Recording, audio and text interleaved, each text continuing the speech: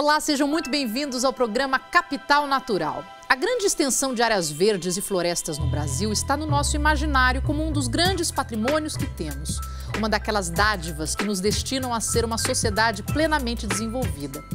A realidade, no entanto, nos mostra que a coisa não é tão simples assim e que uma dádiva como essa implica grandes responsabilidades. Para aproveitar o grande potencial econômico que tem nossas florestas, seja para o turismo, para a extração sustentável de recursos ou outras formas de aproveitamento econômico, temos muito trabalho a fazer. Essa semana nós vamos conversar sobre a economia e a gestão das chamadas unidades de conservação e parques públicos no Brasil e sobre essa lição de casa que ainda temos que fazer, com dois professores no assunto, o engenheiro florestal Tasso Azevedo, consultor e empreendedor social em sustentabilidade, floresta e clima, e a bióloga Érica Guimarães, coordenadora de áreas protegidas da Fundação SOS Mata Atlântica. Bom, primeiro, muito obrigada pela presença dos dois e eu vou começar perguntando para vocês, quer dizer, a quem pertencem os parques públicos? Aliás, a gente já pode chamar de parque público? O que define o parque público e uma unidade de conservação ambiental? Bom, os nossos parques, na minha opinião, pertencem à sociedade brasileira, né? Eu acho que esse é um grande patrimônio que a gente tem, que pertence a toda a sociedade. Claro que eles são sob a atribuição dos governos, seja ele federal, estadual ou municipais, mas é um patrimônio que a sociedade brasileira tem que conhecer, tem que cuidar e tem que se apropriar. A grande maioria deles são federais ou estaduais, a gente tem poucos parques que são realmente municipais. E no Brasil tem uma categoria interessante, né, que tem alguns tipos de unidade de conservação que são propriedades privadas. São áreas menores, mas são bastante áreas, e que a gente chama de reserva particular. Reserva particular do patrimônio natural, RPPN. Que são áreas particulares que são destinadas à conservação. Mas em termos de área, a maior parte das áreas brasileiras são áreas públicas, portanto, pertencentes à sociedade brasileira. Existe alguma diferença para questão de tamanho para virar uma unidade de conservação ambiental, não? Não, isso não deveria ser um critério. Assim, não é o tamanho do fragmento ou o tamanho da área que determina se ela deve ser pública ou privada. No caso das RPPNs, como o Tasso bem lembrou, é uma categoria extremamente importante que existe no Brasil porque ela é criada por iniciativa voluntária do proprietário. Né? Diferente de uma unidade pública cuja gestão é responsabilidade de um órgão, de uma autarquia, né, pública. No caso das RPPNs, o proprietário da área é que deve ter o desejo de conservar aquela área e ele fica responsável pela gestão dessa área. E, embora elas estejam presentes no Brasil em menor tamanho, como ele mesmo bem lembrou, elas são muito representativas. Então, vários tipos de ambientes que não estão protegidos por outras unidades públicas, por parques públicos, podem estar protegidos por RPPNs. Então, elas são extremamente importantes e complementares. Agora, o que determina se uma área deve ser um parque ou não é o potencial biológico de proteger natureza, espécies, biodiversidade, serviços que ela pode aportar para que justifique a sua conservação. Em algumas regiões é importante, de acordo com as características locais, é importante que elas sejam relativamente grandes, porque algumas espécies, por exemplo, os grandes felinos, né, a onça, etc., eles precisam de grandes territórios, senão eles não conseguem ter, quer dizer, o ambiente necessário para todo o ciclo, né, alimentar e tal. E acontece essas coisas, porque a onça escapou, foi para não sei que lugar. Então você tem que ter, né, amostras são realmente, às vezes, grandes. Mas também você tem parques que são, ou unidades de conservação que são muito pequenas, às vezes, que são para cuidar apenas de uma determinada característica de um ambiente, né? Por exemplo, como os monumentos, né, naturais. A gente tem alguns, por exemplo, aqui em São Paulo tem um, que é a Pedra do Baú. Ali já subi 3 vezes. Pois é, então a Pedra do Baú, a Pedra do Baú especificamente é uma coisa realmente única, né? Tá. Então ali foi feita uma unidade de conservação bem localizada. Inclusive tem até algumas propriedades privadas dentro e tal. São várias casinhas, pequenas fazendas, sítios ali. É porque essa categoria de unidade não requer que ela seja desapropriada, que ela se transforme numa terra pública. Ela pode continuar sendo privada desde que o proprietário ou essa RPPN que você falou. Mesmo no caso do monumento natural. Nós temos uma legislação no Brasil, que é a Lei 9985, que foi aprovada em 2000, a Lei do SNUC, que instituiu o Sistema Nacional de Unidades de Conservação. Então, a partir da criação dessa lei, ela determinou 2 tipos de uso possível em unidade, quer dizer, as de uso direto, que você usa os recursos que estão lá, e as de uso indireto, que são aquelas que você visita, faz turismo, faz educação, mas você não usa madeira, não coleta nada do que está lá dentro. e determinou 12 categorias. E o monumento natural é uma das categorias. Então, ela não precisa ser uma terra pública, ela pode continuar sendo privada, desde que os proprietários concordem com a gestão que vai ser feita daquela área, porque afinal ela recebeu um título de unidade de conservação, de área protegida. Então, ela merece uma gestão especial e diferenciada do que uma propriedade privada pura e simplesmente faria. Mas as pessoas recebem? É rentável você, de repente, pensar, visto que você tem uma grande fazenda, uma área muito grande, é rentável para você fazer aquilo se transformar numa pequena unidade de conservação ambiental ou não? Tem algumas vantagens fiscais, né? Então, as áreas que estão sobre esse título de RPPN, por exemplo, reservas particulares, elas não pagam o ITR, né? O imposto sobre a terra. Tá. Então, digamos, tem algumas vantagens fiscais dessa natureza. A segunda coisa que se torna uma vantagem para o proprietário é que, ao fazer parte do sistema de unidade de conservação, ela compartilha alguns sistemas de proteção dessas áreas com o sistema de unidade de conservação. Por exemplo, se tiver incêndio, fogo, essas coisas, você pode usar o sistema compartilhado das unidades de conservação de proteção, né? Tem um sistema pré-fogo e outros sistemas de proteção dessas áreas. Então, digamos, esse é os mais óbvios, né? Agora, você pode também ter usos para essa área, por exemplo, na forma de turismo e outros. Especificamente a RPPN, na forma como foi aprovada na lei, ela não permite a extração de recursos naturais. Então, você não pode fazer, por exemplo, um manejo para madeira ou para, enfim, extrair o xaxim ou qualquer outro tipo de produto, porque ela está nessa categoria, né, das unidades ela tem que ficar o mais intocada possível, você não pode se aproveitar dos recursos internos. Exatamente. Mas é uma forma de você perpetuar a conservação daquela área para todo sempre. Então, tem muita gente que faz isso por uma única razão, para que, se ela um dia tiver que se desfazer daquela área, quem comprar ou quem adquirir aquela área não poder transformar em herdar, né, eventualmente. Herdar, etc., não descaracterizar a área. Então, é uma forma de você, digamos assim, proteger aquele patrimônio que é material, mas também é imaterial, né? Que é o patrimônio que é a sua relação com aquele ambiente. Agora, uma vez que isso aconteça, passa a ser público no sentido de que sempre deve se dar acesso às pessoas em forma de turismo, a pesquisadores, enfim? Você tem que liberar sempre a entrada das pessoas? Não é uma obrigação, né? É uma oportunidade, digamos assim. Quem tem uma RPPN pode, por exemplo, se for o perfil do proprietário, obviamente. E outra coisa, uma RPPN não precisa ser a propriedade inteira. Você pode pegar um fragmento, inclusive sobrepor a reserva legal, né, que a legislação exige, e adicionar um caráter a mais de proteção nessa área. Então, tem muita gente buscando oportunidades para desenvolver atividades econômicas a partir dessa característica, além das vantagens às quais ele se referiu. Em São Paulo, no estado de São Paulo, por exemplo, eu tenho uma lei muito interessante de pagamento por serviços ambientais que é destinada à RPPN. Então, anualmente tem um edital por meio do qual os proprietários de reservas particulares podem concorrer e o Estado aporta lá um recurso por você manter aquela sua área preservada, para você investir, seja em projetos de pesquisa, de educação, de visitação e etc. Então, é uma oportunidade a mais que o proprietário tem de trabalhar com atividades nesse sentido. E eles são aliados muito importantes, né, da conservação da biodiversidade no Brasil e parceiros importantes também para o sistema público, porque quando a gente conhece um proprietário de RPPN, em geral, ele é um aguerrido, assim, ele é uma pessoa muito convencida, tanto que ele gravou uma parte da sua propriedade em perpetuidade para ser uma área protegida para sempre, que seus herdeiros vão ter que respeitar isso. Então, é uma categoria muito importante para o sistema. A gente tem... Desculpa, tá? Só dizer que num ambiente no futuro em que, em que o sistema de unidade de conservação seja bem usado para o tema do turismo, que não é o caso no Brasil hoje, ainda é uma coisa muito engatinhando, a gente pode dar um exemplo onde essa interação acontece muito na África do Sul. Na África do Sul, Botsuana, aquela região. Na África do Sul tem um parque muito famoso chamado Kruger, né, que é um dos maiores parques, se não é o maior, é um dos maiores parques do mundo. E, obviamente, muita gente vai lá para fazer safari, safari fotográfico e ver os bichos, tem os grandes mamíferos e tal. E o que acontece é que você tem, no entorno do parque, uma série de propriedades que criaram os seus próprios safaris. Porque ele está na borda do parque, os animais não têm diferença, porque tem uma cerca, o animal vai para um lado e vai para o outro.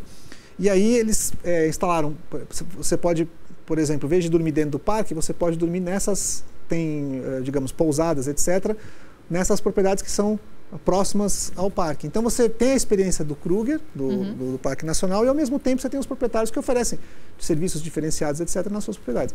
Lá não tem uma categoria, reserva, particular do patrimônio natural, que é uma coisa específica do Brasil, mas mostra como que esse tipo de interação pode gerar oportunidades. Essa parceria é importante. Né? Então esse é um exemplo. Então eles ajudam a proteger o entorno, porque isso para eles também é importante, também é a fonte de renda deles. Você tinha gente ali que no passado foi caçador, né, que agora não, peraí, mas o elefante, em vez de caçar, agora não vamos fazer ganhar dinheiro com o elefante. Inclusive, importante para a própria população, né, que isso faz toda uma inversão dentro de uma economia local importante. Mas a gente vai continuar falando sobre o assunto, não saia daí.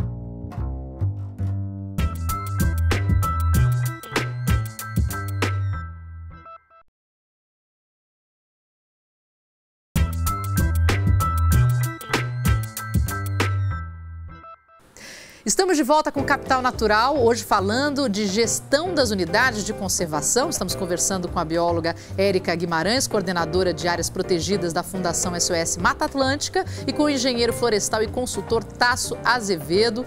A gente estava falando sobre, no caso dos Estados Unidos tem em tudo que eles tocam, eles querem fazer algo que seja lucrativo, acessível, com possibilidade de uso. Então tem muitos parques nacionais que são obrigatórios de você passar nos Estados Unidos, mas eu não sei se eles são exemplo. Esse, por exemplo, que você está dando da África do Sul, muito interessante. Temos outros que a gente possa citar? Acho que o que os Estados Unidos têm de exemplo é assim, como eles tiram proveito, tiram benefício do sistema, né? Então, os parques nos Estados Unidos recebem, sei lá, da ordem de quase 300 milhões de visitantes por ano, enquanto no Brasil os parques recebem 8, 9 milhões de visitantes por ano. E a gente tem o mesmo tamanho na quantidade de parques? Aí eu entro na pergunta... Dobro de área. Oi? O dobro da área. A gente tem o dobro da área. Então, pera lá. Então, vamos dividir a pergunta em duas. Qual que é o tamanho do nosso setor? Pensando aí em território, em economia. A gente tem isso mensurável, uma porcentagem do território brasileiro?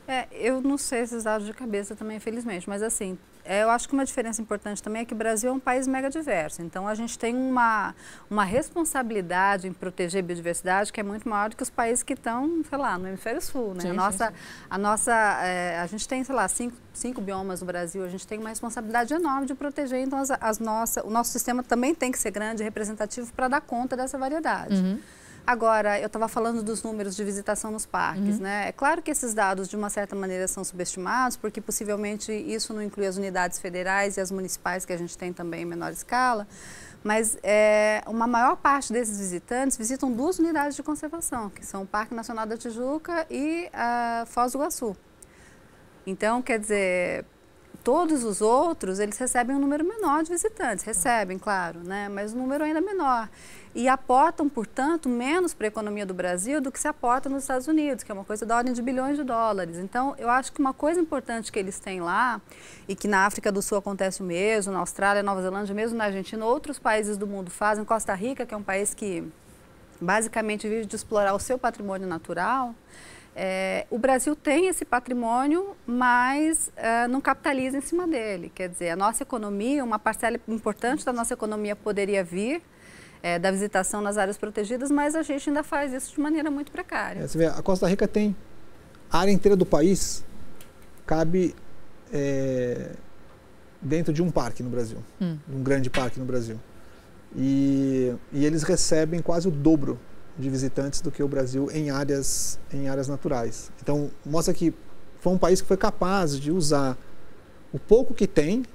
Eu estou falando da área do país inteiro, porque a cobertura florestal deles é mais ou menos 40%. Então, assim, conseguiram colocar isso, fazer isso, empacotar isso de uma maneira que ele faça sentido. Agora, você pega acho que o exemplo dos Estados Unidos é um exemplo interessante, quer dizer, o que eles fizeram foi conseguir fazer com que a população americana ela se identifique com as unidades de conservação. Isso tem grande impacto na forma como é feito o orçamento que viabiliza essas unidades de conservação. Então, pera, porque eu quero discutir isso com você, até para entender aonde que está faltando o caminho, né? Se é facilidade, se é hospedagem, se é incentivo, se é educação, mas a gente vai falar isso daqui a pouquinho, porque a gente vai para um rápido intervalo e ele é minúsculo, não sai daí.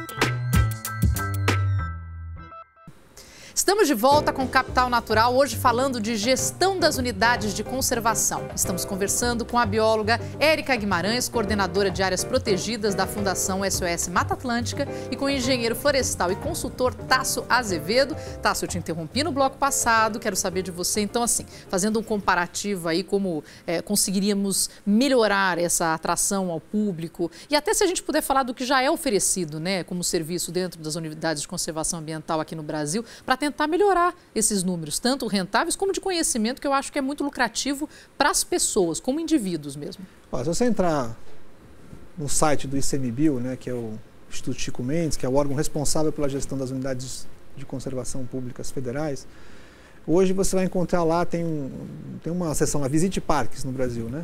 Talvez tenha 10, 12 parques que são, digamos, oferecidos, anunciados para visitação, num conjunto de unidades de conservação que deve estar beirando as 200 unidades de conservação hoje já no Brasil. Sem contar as RPPNs e tal. Sem contar as RPPNs? Então a gente tem uma quantidade substancial, nós estamos falando de dezenas de milhões de hectares, né? Enfim, que estão ocupadas por essas unidades de conservação. Então, o que limita hoje você ter acesso às unidades de conservação?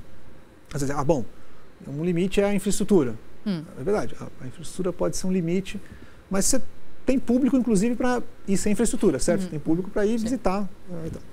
Mas é que, pelas nossas regras, você tem que ter um plano de manejo de cada uma dessas áreas. Esse plano de manejo, que é um planejamento estratégico da unidade de conservação, ela vai definir o que pode ou não pode ser feito, em que lugar pode ser feito as coisas dentro de uma unidade de conservação, inclusive, por exemplo, áreas que não podem ser visitadas, áreas que podem ser visitadas e tal.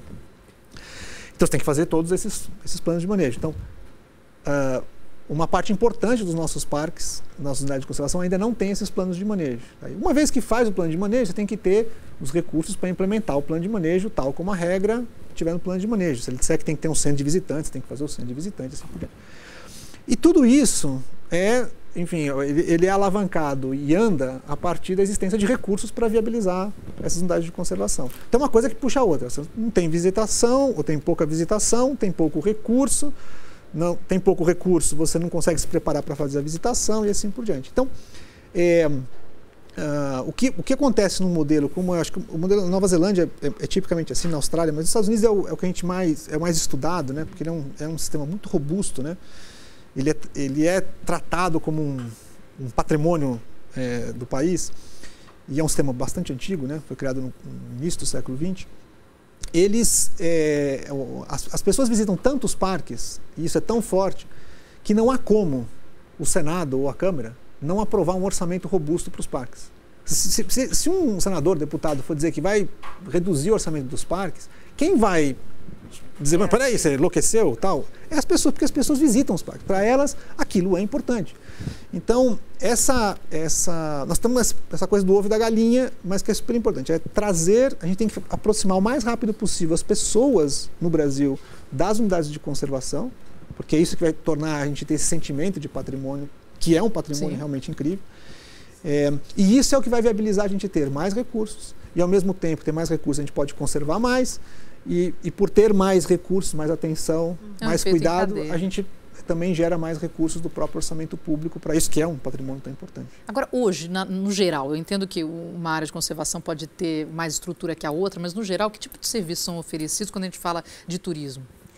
Então, como o Tasso falou, dentro desse grupo de unidades que permite apenas o uso indireto, ou seja, visitação, pesquisa científica, educação ambiental e etc., a gente tem muitas unidades, algumas unidades, como ele mencionou, das federais e também as estaduais e as municipais. Eu quero insistir nas municipais porque a gente acabou de lançar, a gente vai lançar esse ano agora um estudo que a gente fez um inventário das unidades de conservação municipais existentes na Mata Atlântica, né? Focado na Mata Atlântica, que é a nossa área de atuação. E, para nossa surpresa, a gente descobriu cerca de 800 unidades municipais que estão distribuídas pelos municípios da Mata Atlântica. A gente conseguiu acessar 14% dos municípios, talvez, que existam no bioma, e a gente chegou a esse número surpreendente. Essas unidades municipais representam um aporte de quase 3 milhões de hectares para o sistema de áreas protegidas. É claro que há muita sobreposição, a gente tem que avançar na identificação. De unidade, assim, de tamanho? Como tipo as unidades público, federais e estaduais, a categoria mais presente nos municípios é a APA e a parque, e o tamanho médio das unidades municipais é, sei lá, 200 hectares. Mas elas são muito menores. Vou te pedir uma tradução. A gente pode citar alguma que a gente conheça? Eu nem sabia que era uma unidade de conservação municipal. Em São Paulo, nós temos, por exemplo, o Parque Natural Municipal Fazenda do Carmo, que é uma unidade municipal. No Rio de Janeiro, a gente tem, por exemplo, o Parque da Catacumba, que é um parque que está lá em frente à Lagoa, Rodrigo de Freitas, dentro da cidade, que é uma unidade de conservação municipal. Tá.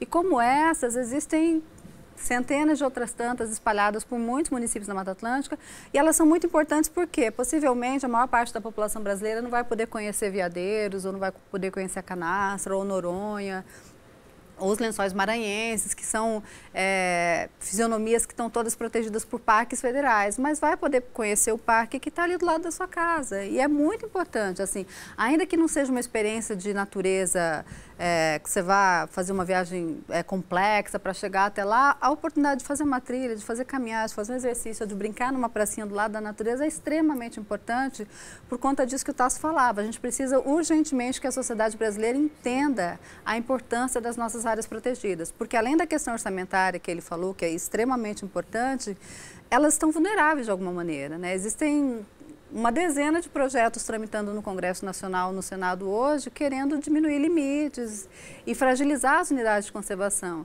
Então, a gente precisa de apoio do ponto de vista do negócio, do ponto de vista da gestão pública e também do ponto de vista da sociedade.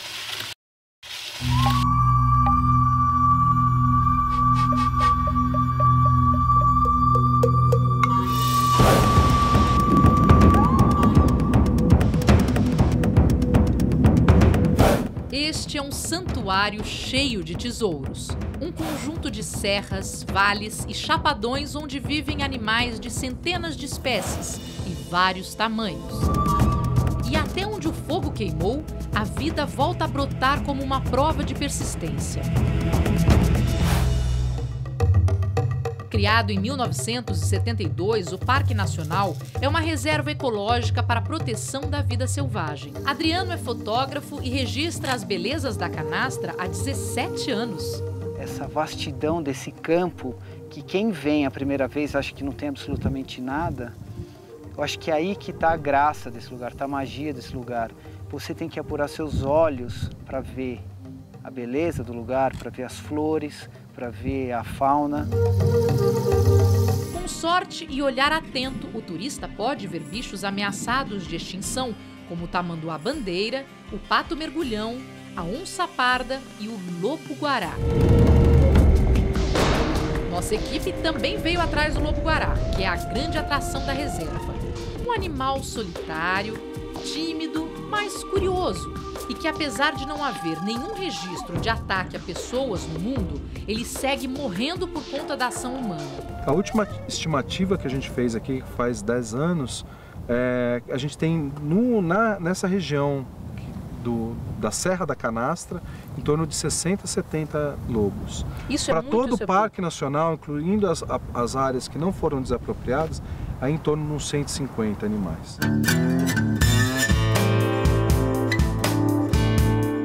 Três coisas não faltam na Serra da Canastra: beleza, aconchego e queijos deliciosos. Por conta de uma combinação única da natureza, que mistura as propriedades da água local com o tipo de pasto, o leite das vacas dessa região produz um tesouro, um queijo de sabor inigualável. Tanto é que ele só pode ser fabricado neste pedacinho de Minas Gerais. Entre uma busca e outra pelos lobos-guará, paramos para conhecer alguns produtores locais.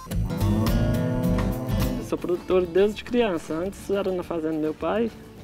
Casei com 22 anos. Comecei a fazer um queijo para mim. Mas minha esposa, criei as filhas fazendo queijo.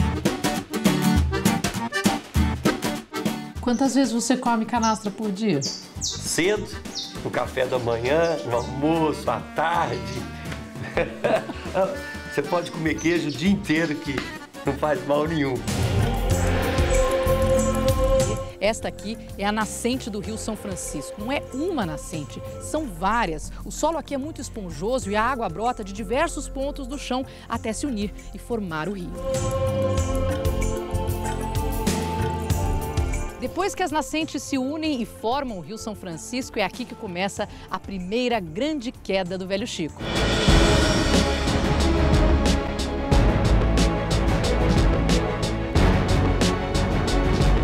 A Cachoeira Cascadanta tem 186 metros de altura e quando é a estação de cheia, que não é o caso de hoje, essa deslumbrante cortina d'água pode chegar a ter 50 metros de largura.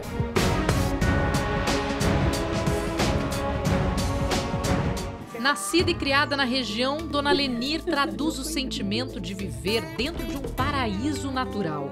Aqui é muito bonito. Quando pega as chuvas, fica tudo muito verde, tem muita ave, muito animalzinho. A nossa expedição no Parque Nacional da Serra da Canastra se aproxima de um dos momentos mais esperados. São 9 horas e 7 minutos, a gente viu da estrada, que está com a armadilha abaixada. E olha só o que dá para ver daqui, tem um lobo. Quando a gente captura, a gente marca, né? A gente coloca um brinco. Tá. Então facilita a identificação. Aparentemente é uma fêmea, bem novinha, ela é bem pequena, bem novinha. Quando você fala novinha, a gente está falando de que idade? 1 ano e meio no máximo. Assim. Tá. Ela é da cria do ano passado. É importante encontrar um indivíduo novo, assim? Demais, porque mostra que os bichos estão conseguindo reproduzir. E esse é exatamente o objetivo dos pesquisadores: salvar da extinção uma espécie ameaçada. A armadilha é montada de maneira que não machuque o animal. A grade só fecha quando o lobo pisa no pedal no fundo da gaiola. Eles precisam que ela encoste ali na armadilha. Então, vai acuando ela para um lado para que a Cris possa colocar a injeção nela. Não é um anestésico, é um sedativo, só para que ela durma um pouquinho e aí os procedimentos possam ser feitos.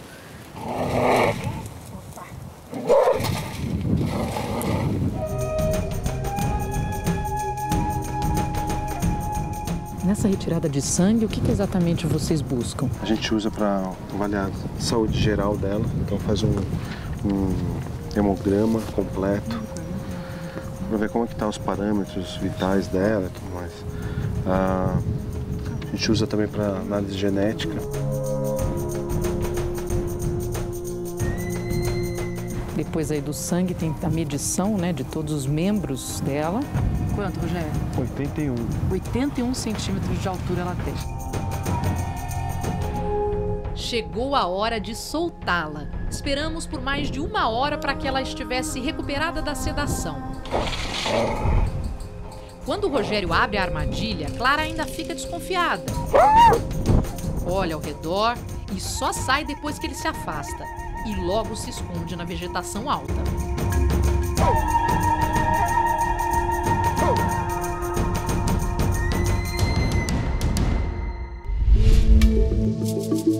No dia seguinte, outra surpresa nos aguardava em mais uma armadilha. Quem que a gente encontrou aqui, Rogério? Esse aqui é o Luca, é um machinho que tem uns 2 anos e meio para 3 anos, que a gente capturou em julho ele. Ele tá bem. Então foi a nossa segunda captura desse lobo. Ao contrário da Clara, Luca foge rapidamente assim que a gaiola é aberta. Mas para. Curioso por natureza, ele observa ao redor e em seguida nos presenteia com um passeio pelos campos da Serra da Canastra.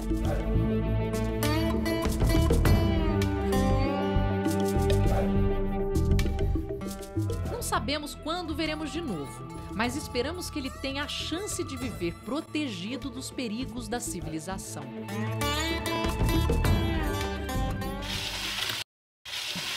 O programa Capital Natural dessa semana fica por aqui, mas semana que vem nós vamos continuar essa conversa. Eu agradeço por hora a presença do engenheiro florestal Tasso Azevedo, consultor e empreendedor social em sustentabilidade, floresta e clima, e a bióloga Érica Guimarães, coordenadora de áreas protegidas da Fundação SOS Mata Atlântica. Eu agora peço para que você continue conosco, acessando a nossa página no Facebook e fazendo parte da nossa rede. Eu sou Marina Machado, fique com a gente.